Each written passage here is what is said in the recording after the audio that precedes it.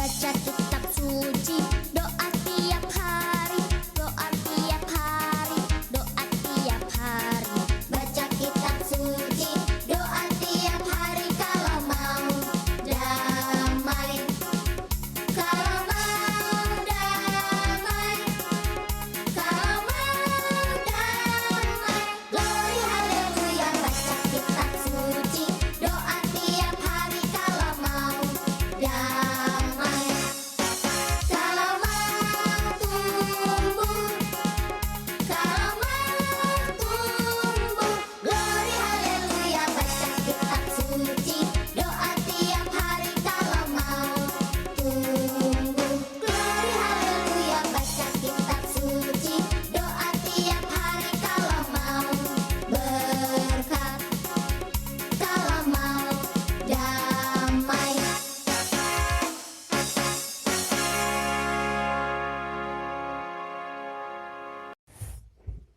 Shalom anak-anak sekolah minggu. Sekarang kita mau mendengarkan firman Tuhan. Nah, Kak Heni akan menyampaikan firman Tuhan tentang Paskah. Ya, meskipun udah lewat berapa hari, tapi adik-adik sekolah minggu harus tetap dengar ya.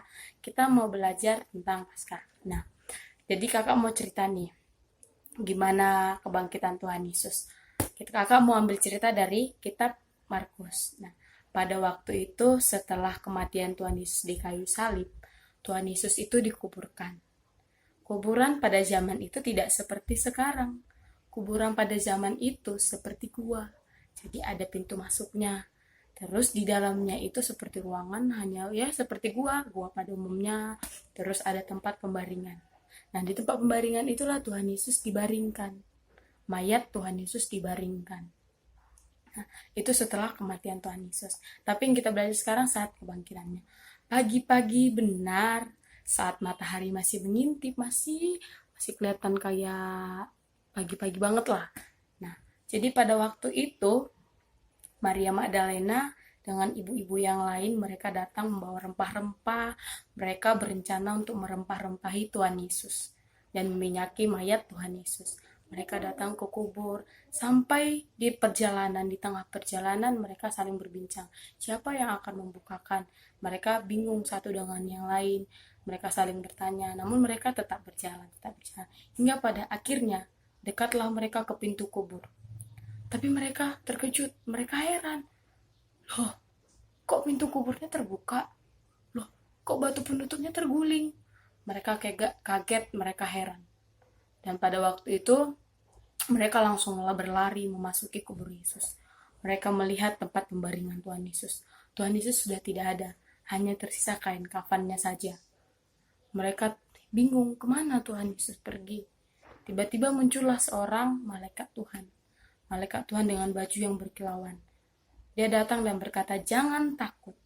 Kata malaikatnya, "Jangan takut. Yesus yang kamu cari tidak ada di sini. Ia sudah bangkit." Itu katanya. Ia sudah bangkit. Beritahukanlah kepada murid-muridnya bahwa ia mendahului murid-murid Tuhan Yesus ke Galilea. Seperti itu. Nanti adik-adik baca di kitab Markus. Bilang dulu ya. Coba ambil pulpen dulu. Bentar. Di Markus 16 ayat 1 sampai 8. Markus 16 ayat 1 sampai 8. Tuh, dituliskan di situ ya. Tuhan Yesus bangkit. Dia tidak ada di dalam kuburnya. Kuburnya kosong. Kemudian wanita-wanita itu pergi. Setelah mendengar perkataan malaikat Tuhan itu, mereka pergi. Mereka pergi kepada ke-11 murid Tuhan Yesus. Mereka mengatakan apa yang mereka lihat.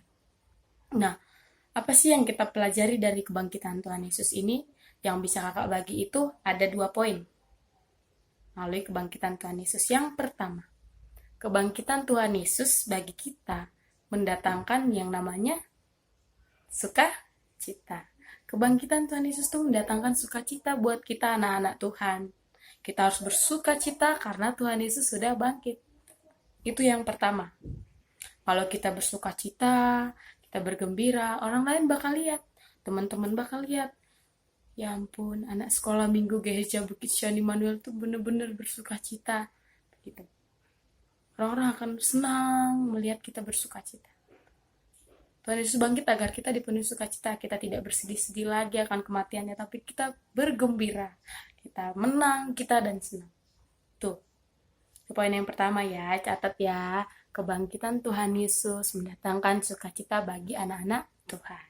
Yang kedua, nah, yang kedua ini, kebangkitan Tuhan Yesus itu mengalahkan iblis. Siapa sih yang mau kita kalahkan di dunia ini? Pasti iblis kan? Nah, kebangkitan Tuhan Yesus pun buat iblis kalah. Menandakan kalau iblis tuh kalah. Nah, kita sebagai anak Tuhan tuh, kita harus menang. Kayak Tuhan Yesus sudah kalahkan iblis, kita juga harus kalahkan yang namanya iblis. Nah, iblis itu apa aja? Perbuatan-perbuatan iblis itu apa aja? Mbak, kasih tahu, berbohong. Lagi, melawan orang tua, bermalas-malasan. Terus, ada banyak banget. Semua tingkah laku iblis, semua perbuatan dosa yang mau kita lakukan, yang pernah kita lakukan tuh kita harus kalahkan. Itu makanya Tuhan Yesus bangkit agar kita bisa mengalahkan itu semua. Kita menang di atas semua itu. Kayak adik-adik. Nah, jadi adik-adik kita harus belajar. Kita belajar dalam diri kita untuk mengalahkan itu semua. Kebangkitan Tuhan Yesus itu menjadikan kita menang. Tuh, catat baik-baik. Menjadikan kita menang dari iblis. Yang pertama tadi apa? Membuat kita bersuka cita. Yang kedua, kebangkitan Tuhan Yesus membuat kita menang dari kuasa iblis. Nah, berarti ketika Tuhan Yesus sudah bangkit, mulai dari sekarang, ayo. Adik-adik sekolah minggu harus terus berikan senyum. Mau COVID-19 di mana-mana, mau corona di mana-mana, kita harus tetap senyum. Gitu. Terus yang kedua, tadi apa? Mengalahkan iblis. Tuhan Yesus tuh bangkit mengalahkan iblis. Lah kita anak Tuhan juga harus bisa mengalahkan iblis. Kita kalahkan perbuatan dosa. Kita menang. Yeay. Kita harus menang bersama Tuhan Yesus. Nah, firman Tuhannya sampai di sini saja. Adik-adik sekolah minggu harus belajar sama-sama. Kalau orang tua suruh taat, harus taat. Orang tua suruh diam, diam sah. Maksudnya orang tua suruh di rumah, harus di rumah. Jangan melawan. Tuhan Yesus bangkit, Dia mengubahkan kita menjadi lebih baik. Nah, itu aja firman Tuhannya. Kita mau tutup dalam doa ya, adik-adik. Semua lipat tangannya, tutup matanya. Kita berdoa. Tuhan Yesus, terima kasih kami sudah mendengarkan firman Tuhan. Berkati kami, jadikan kami anak yang terus menang, mengalahkan iblis. Kami bersuka cita, Tuhan Yesus bangkit bagi kami. Terima kasih Tuhan, berkati kami, berkati orang tua kami, jagai kami, di dalam nama Tuhan Yesus. Kami berdoa, haleluya, haleluya, amin.